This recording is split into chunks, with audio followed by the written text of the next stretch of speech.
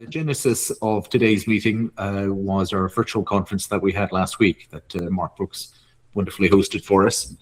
And on that, I think it was, Mike, was your idea, said, well, could somebody just not show us how to set up a brand right from the very beginning, from a concept, and just walk us through the entire process, and then let us ask questions. And so we're setting up a niche that we've never done before, and I thought that was a really useful opportunity to explain how our niching system works. We have tens of millions of users spread across the world. They fill in a certain amount of information.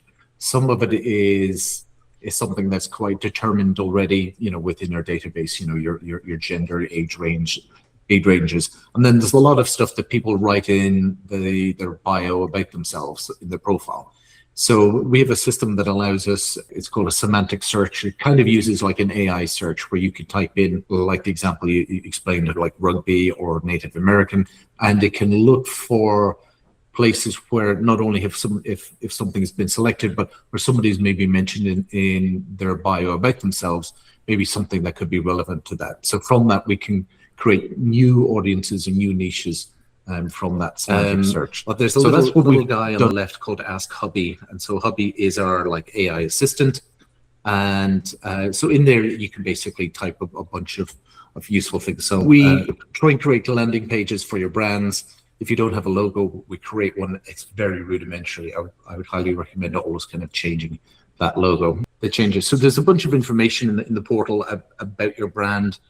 In terms of, you then have different tabs for the pages, which are all kind of the landing pages.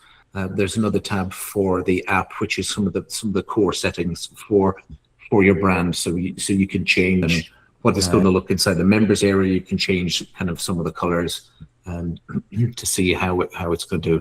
We also have a little box above there for if you're super nerdy and you want to do really deep customization on things in your members area, you can do that as well. And we'll take a look and see what it's created for a landing page. That looks good. Good.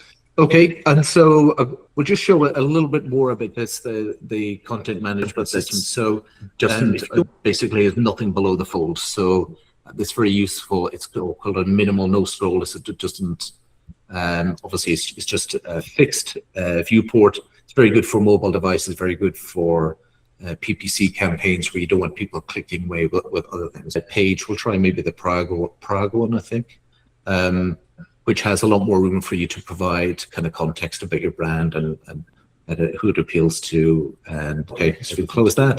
So we've got a bunch of generic text, so singles network, connect with like-minded singles.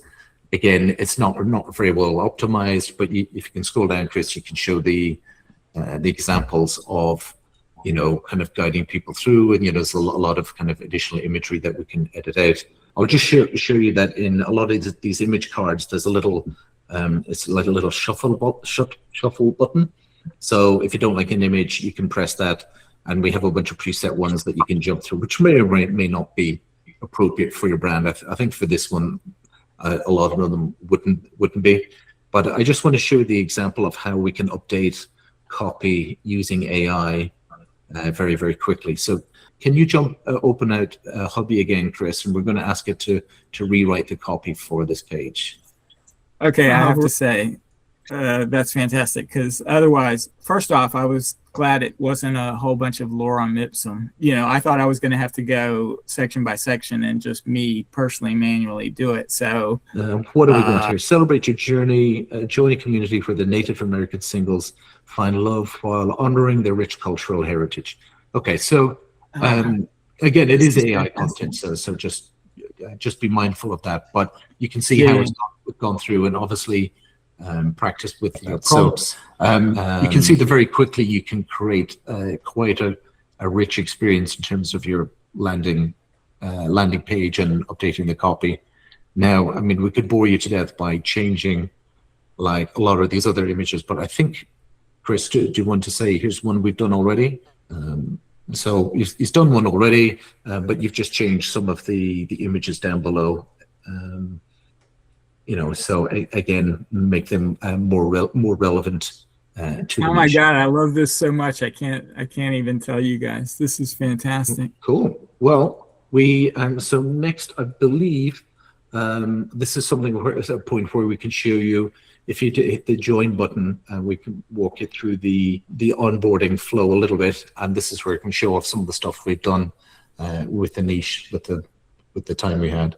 And the colors for like the join button and things like that can be edited, because it's a little bit. Okay. Yeah. If you can go back in, you can edit the page, and basically there's the color pickers that you can choose. Well, do we want to be a man or a woman today? What's under see all? Just out of curiosity, is two spirit in there? Yeah, I believe it is actually. Yeah. Do you want to try see all there? Yeah. So. Well, round of applause, because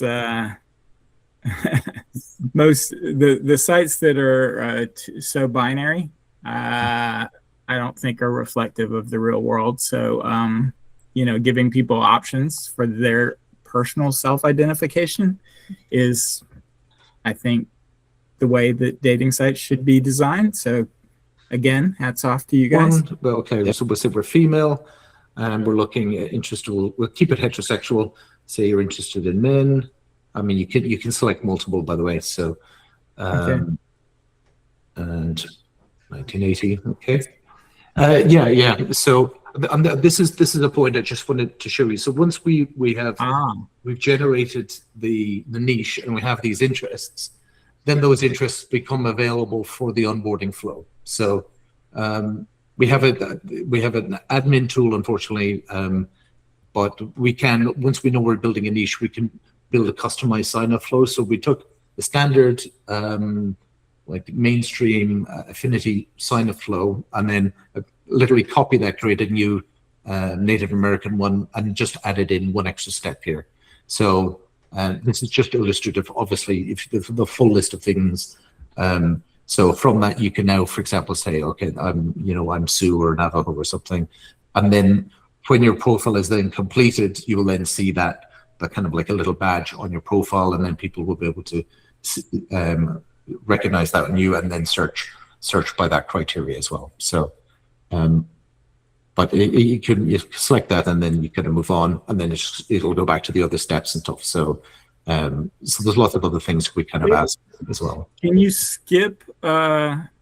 Do you have to choose something, or are you? Can you just move past it? Because, like, let's say they didn't have a tribal affiliation; they were just interested in Native American culture. You don't want them to pick one. Yeah. So I believe actually, if you go back the little left button there, Chris, you should. Sorry. Is it going back 2 places or 1? I think if you hit submit your password again.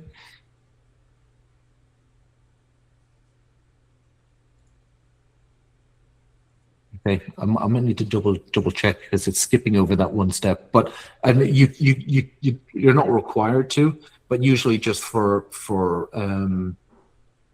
people to understand that it's usually just you put in like a no affiliation or a no tribe option. So rather than people knowing, I can just press next, because people don't feel uncomfortable about that. You just put in an extra interest of saying like no affiliation or no tribe or something. So. That would work. I'll cut this short, because we could spend forever just watching him filling in forms.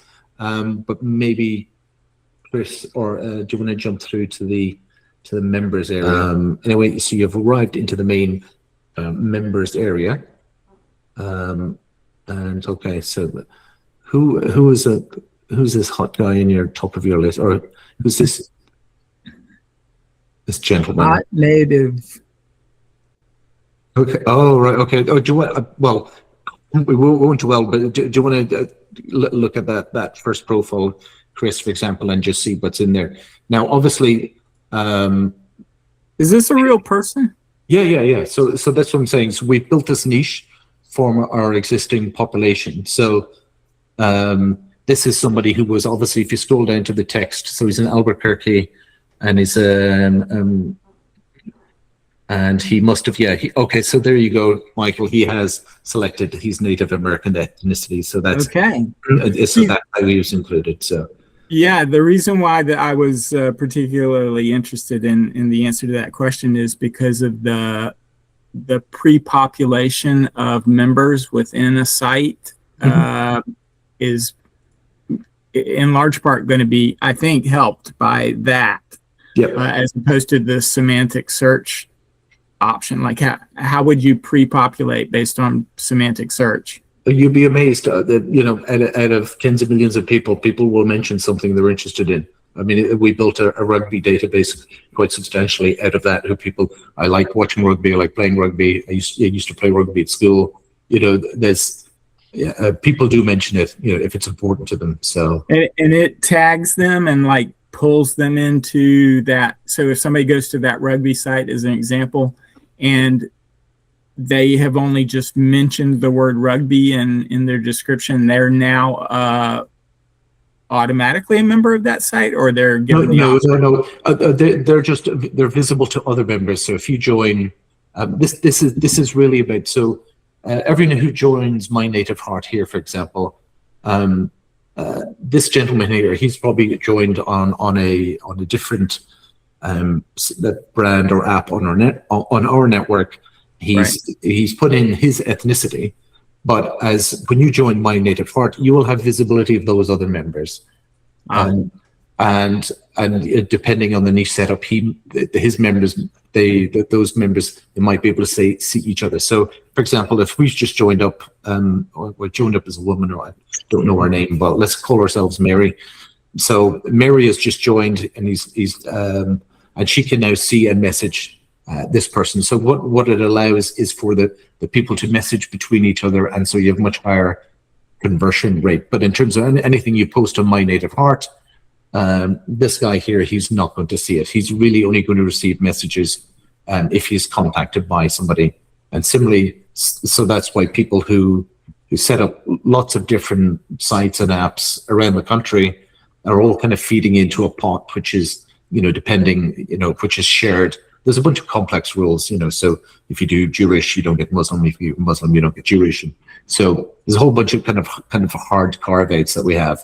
But in general, the more customers we have as a business, the more people are running dating, they're also providing liquidity for your user population to convert with, and to maybe meet, marry, and live happily ever after with. So that's kind of how it works. So that's why when you start your brand, you have a population in there already for people to convert with. That makes sense. Yes. Right. I think, Chris, I think that's everything we said we would kind of cover here. At this point, it's over to you, Michael, to send 10,000 registrations a day, and we'll see how you get on Monday. Absolutely. So how much does this differ from the standard process? Because you guys kind of worked a little magic to create this niche from your existing system. So if you had wanted a different niche like pets or something, you just say, Hubbi, create me from this new existing niche, and make it a pets niche. And, effectively it would have had that population in already. So the only thing that we did extra was that you gave us a description of what you wanted the niche to be, and you gave us some interests. So it took a guy a few hours to make that new niche available. But it's now added to our system. So if anyone else wants to get into competition with you, they can. But I'm not sure that's what they do. I think you can see some of the other options are in there that we've kind of added in as interests. But again, so if it's just computer gaming, there's a whole bunch of stuff that it's all just kind of pre-baked about what types of games, or their Xbox or PlayStation and that type of thing. So it just means that those things are already available. It's not in terms of you creating a brand, there's not really any more steps. It's just us doing the niche in the background beforehand. Okay, and what are your rules with regards to that? Because I could give you 100 niches that I could promote off of my sites and my network. You know, I would assume you guys don't want to just have somebody cranking out new niches. No, well, they do have other jobs, so yeah, it's just a commercial thing. So if we get a bunch going, and you know, and it's generating revenue, and we can make a business case for the engineer's time, yeah, we'll just do it. Okay. And you said somebody, now that it's in there, somebody could create a site and compete with me. But remember, one of the other questions from our meeting was, how about the partners be able to promote one another and share the commission so we don't all compete against one another? Yeah, well, that was just that came up last week. So I think, no, we're definitely looking into that, allowing you the ability to create like effectively an affiliate program for your own brands, where you can send out a link and somebody else can get paid out in it. But yeah, we still need to figure out the commission. That would be tricky. Yeah. Okay. It's definitely on the to-do list. So actually, we have a slightly different audience. I don't know if Peter or Matthew or Dean, if you have an opinion, if you had the ability to create an affiliate link to give out for your brand, what revenue split do you think is appropriate, or would you like the ability to say, oh, okay, I want to keep 90% of the revenue generates coming to me, or I want to give away 90% or 50-50. Do you have any thoughts? Can you hear me? Yeah. Am I working? I would say 50-50 probably for myself. But, yeah, I guess different people have different ideas about that. But 50-50. It's funny, people were like, oh, 50-50, and then someone said, well, I'm sending the traffic, and then someone else said, well, I've gone to all this effort of making this brand. So, and then I said, well, the last thing I want is where you can give it a link, and then you can change the rate after someone's sending the traffic, which would be very cheeky. So, yeah, so we're trying to, like, okay, could we set it whether it's one in let's say the affiliate's favor, one in the brand's favor, and then one at 50-50, but you can't change it once you give it out, so that nobody's doing anything naughty with them. I mean, not that any of you would, but I've heard stories. Any other percentage ideas? I'm curious what 50-50 sounds absolutely fantastic. Even if it was, whether I'm promoting somebody else's site in the network or somebody's promoting My Native Heart. I'm not doing the work. Is that 50-50 for the introduction, or 50-50 residual? Like residual. All the time? Well, that's pretty good. I mean, Me personally, I would be fine with that for people who promote, in this example today of My Native Heart. If they promote the site, I'm not doing anything. And if they drive the traffic through and that person converts, it's free money for me. Even if it's half what I would have done on my own, it's still free. And the fact that they did it, I think they deserve half. I mean, the numbers, it's kind of malleable for me. I mean, I'd even take less, but Dean throwing out 50-50 makes me pretty happy, because I'd be cool with that, because I'll be promoting. I mean, if this actually comes to fruition, I'm going to be promoting a lot more of the sites within the platform than I will be having sites promoted. So if people are willing to pay 50-50, that's fantastic. But how would they be allowed to promote? Would they be allowed to use your media and so on and so forth? I mean, that's the other thing I worry about, just people copying my brands, which they have done in the past. And then we find out another site has been set up with exactly the same name as mine, and I end up then losing. That's the only thing that I worry about, is how they promote it, what tools they use, whether they can copy my brand name, and so on and so forth. That's the only thing I'd worry about. Yeah, there is provision, I know, in our terms and conditions to prevent partners from doing that. So if that happens and it's someone else also on our platform, do let us know, because we can investigate it. Oh, really? Because Yeah. I could do that. I could do that right now if you want, Michael, but I won't. Don't name names. No, I don't worry. Yeah, no, but it is. There's Okay. a whole section about passing off and confusingly similar and everything else. So Okay. that's. I haven't heard that for a long time, but I do remember about in the early days with SEO, it was rife. Yeah. Matthew, I know you know a couple of stories, so of that going on. Now is not the time and the place. I think, if you're launching something new, and if you've got someone who's saying, but I'm setting the traffic, and then someone says, well, I'm putting all the effort for the brand. If you settle on 50-50, as Dean said, that's a good place to start. Yeah. Because then you're both equal. No matter what you think, whether your traffic's better and it's worth 70, or actually I've built the brand, I'm the one who's got all the connections. I've invested a lot into very structured SEO around that niche. So I think that's worth more, because ultimately it's the lander that's going to convert, and then it's up to Michael, not the partner, it's the back end that actually converts. And then you're onto the thorny issue of the quality of the traffic someone sends. So if you had some enormous American media company with millions and millions and millions, you go, fantastic, send me your traffic. But if it's not relevant, you could end up desensitizing people who are native Indian or interested in native Indian, and people just going there as voyeurs, or they just haven't paid attention, and all that sort of stuff. So rather than have like a free-for-all, I would have some sort of, I would always have a pre-qualifying question, rather than, I don't know, maybe I'm too, because I'm very, very niche, because I only do the Spanish market. So it's not like a mass market, English language brand, but there's traffic and there's traffic.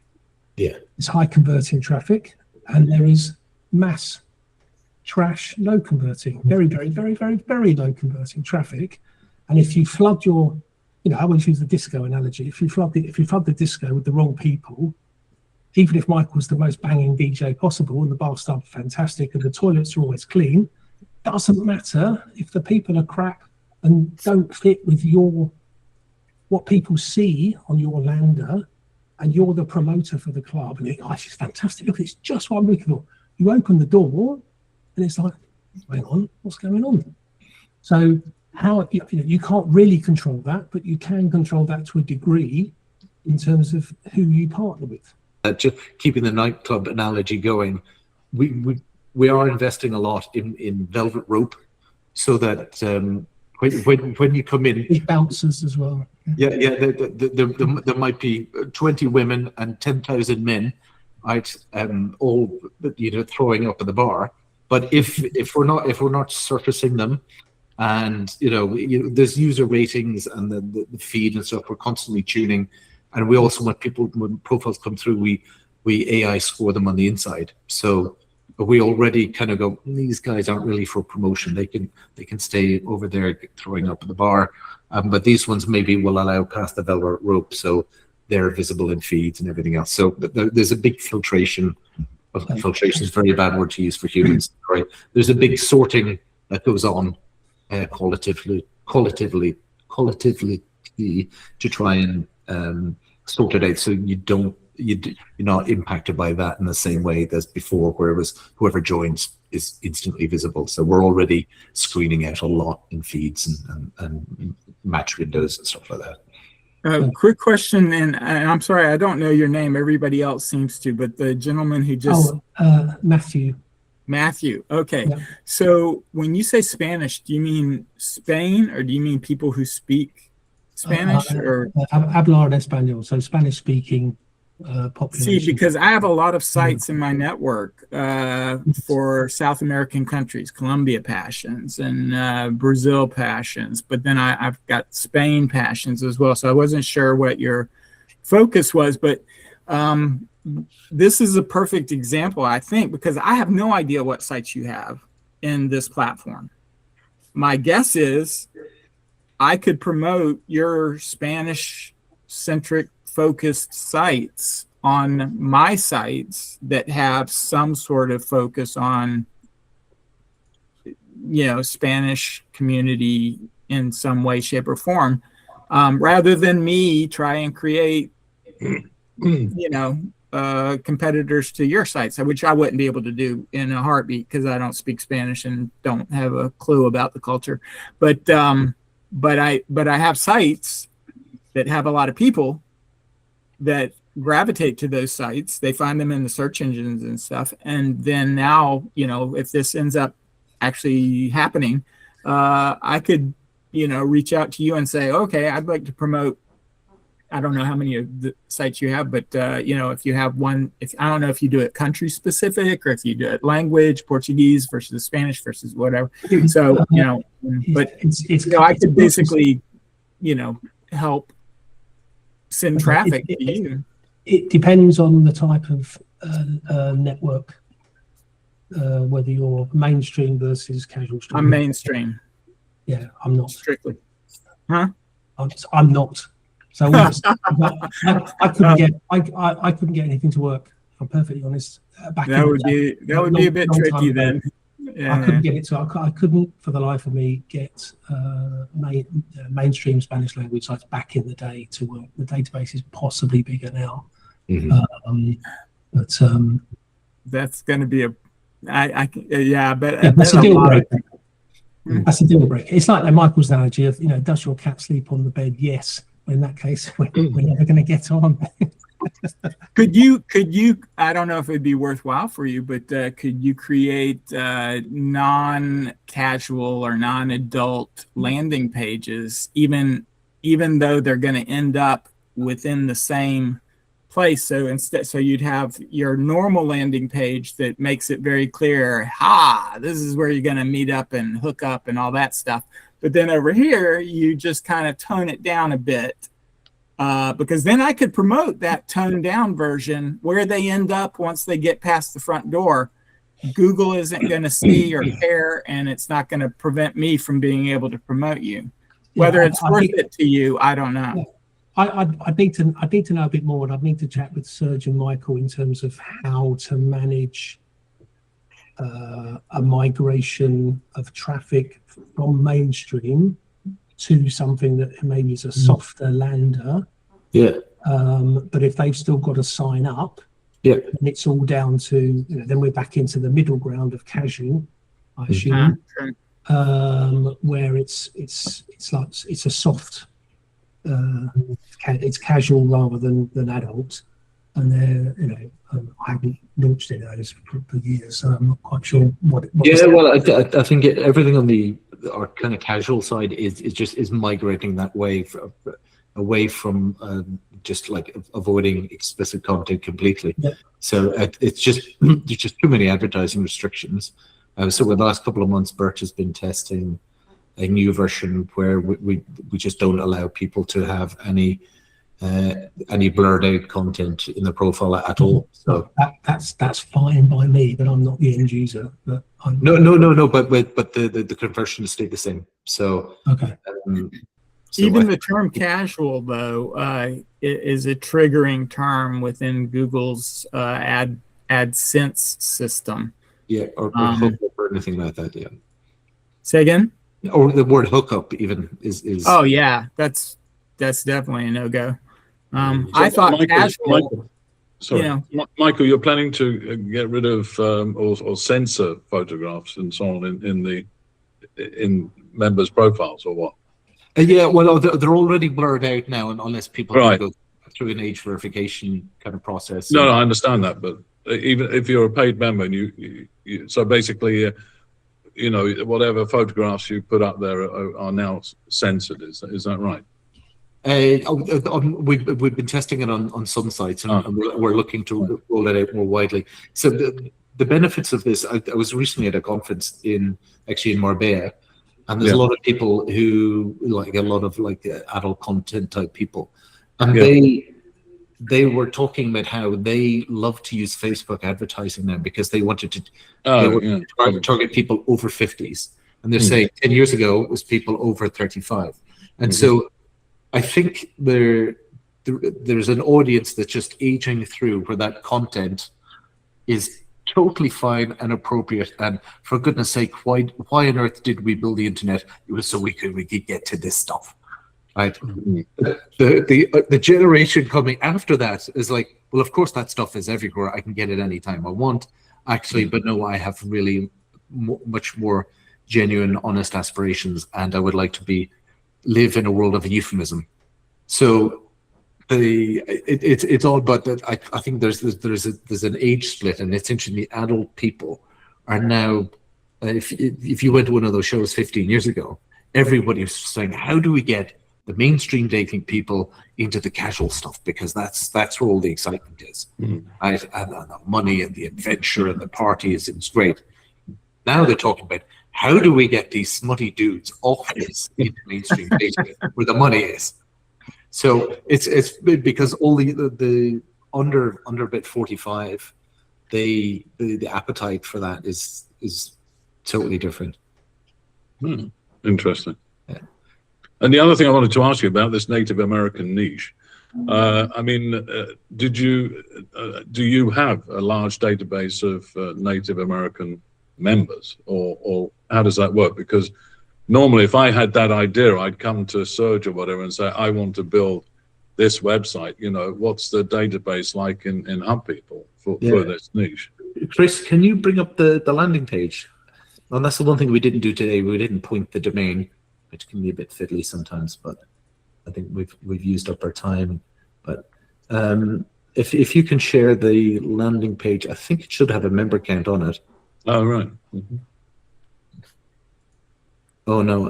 No. Oh, that must have been created on an 8.4 million. I know that doesn't look right to me. So I would go in, and I would probably, if you go in and edit the page and then resave it, give you I'm a pretty happy camper if it's actually 8.4. Yeah. Well, you really stumbled onto something there.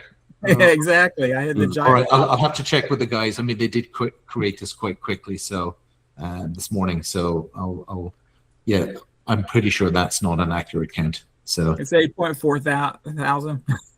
8.400. It was funny. I was helping another partner who's got a niche called the Stoners. It's 84. So what's 84. What's that, Matthew? I said it's just 84. Oh, yeah, it's just no, it's 8.4. There's a really short 8.4. But this partner, he's set up with Stoners niche for people interested in cannabis and that kind of stuff. And I can promote that site. What? Okay. Well, there you go. I have a smoking site. I could promote that site in a heartbeat. It would be fantastic. Well, no, it converts quite well. Actually, and sober converts really well these days as well. I have a recovery site. I could promote that site. Okay.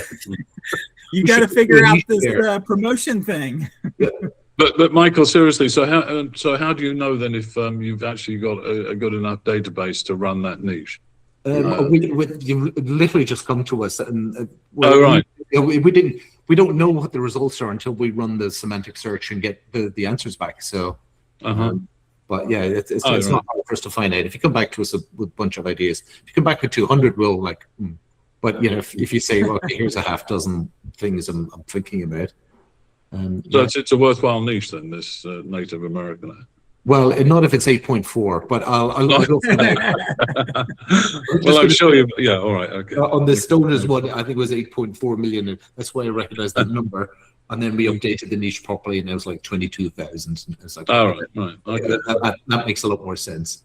Okay. Well, so now, Peter, you need to cool it, and don't don't create a competitive site. Yeah, I'm because, getting. you know, I think 8.4 you million. could just ride my coattails. We both win with a singular site instead of 100 different Native American sites pop up in the next 3 weeks. Yeah.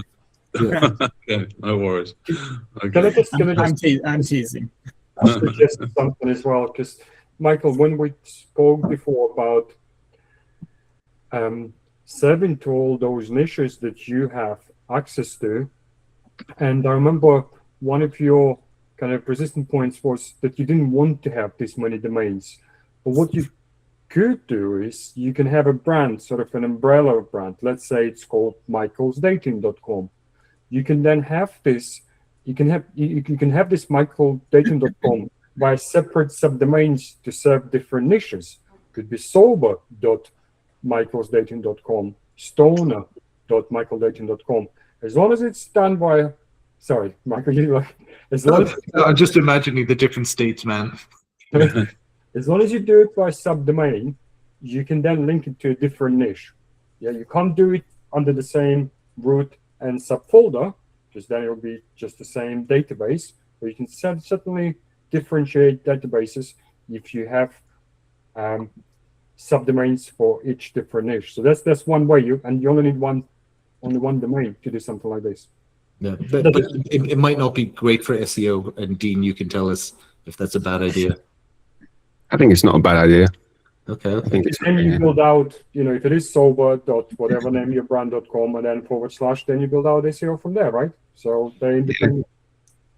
I mean, I know we're going long, but my network has 260 individual domains. It started with 100 individual domains and grew to 260. And the sole reason why, even though I'm not completely devaluing what you just said, Serge, I think for certain people with certain skill sets and time constraints and so forth, or whatever, for whatever reason, that might be the perfect solution for them. But to Michael's comment, the sole reason why I didn't do subdomains was because having Native American passions as an example and trucker passions as an example meant that I had Native American newspaper sites when there were such things online, and trucker magazine sites when there were such things online. So many things have changed in the last 15, 20 years. They would write articles about, hey, here's a free trucker dating site. Here's a free Native American dating site. And it was a little harder to, or I projected that it would be more difficult to get it done if it was a subdomain within a larger site. To like say, hey, I have a section for truckers, I have a section for Native Americans, whatever. But by having the singular domain be solely specifically defined from an SEO perspective, and now since the sites have all been out for like 20 plus years, they've got like roots in the search engines. But again, I think what you just said makes a lot of sense for the right person, or but. It has to be something neutral as well. It cannot be truckers.com, right? It has to be something like, I don't know, sexy.com, and then you are things. Something broader. Right. Yeah. But just bear in mind, Serge, with the like ChatGPT now, if somebody's running a query and you have a niche brand that in the domain addresses that query, your chances of getting recommended are so much higher than before. So I think that's a really viable strategy for kind of SEO and is it AEO now? I don't know what the correct term is for that. AIEO. Yeah, AI optimization. So yeah. I don't know. I keep saying to Chris that when OpenAI will launch paid advertising, they should call it PPP, pay per prompt. I don't know. Yeah, I did speak to somebody at Happen who was on the trial with it, but they said it was very, very expensive. So everyone's assuming when it comes out it's going to be dirt cheap on OpenAI, but I'm not so sure. So they were in that kind of closed trial, but it was she said it was very expensive. So all right, I thought we've crossed over an hour now. Michael, thank you very much for bringing your brand, to be operated on in public. That was very good of you.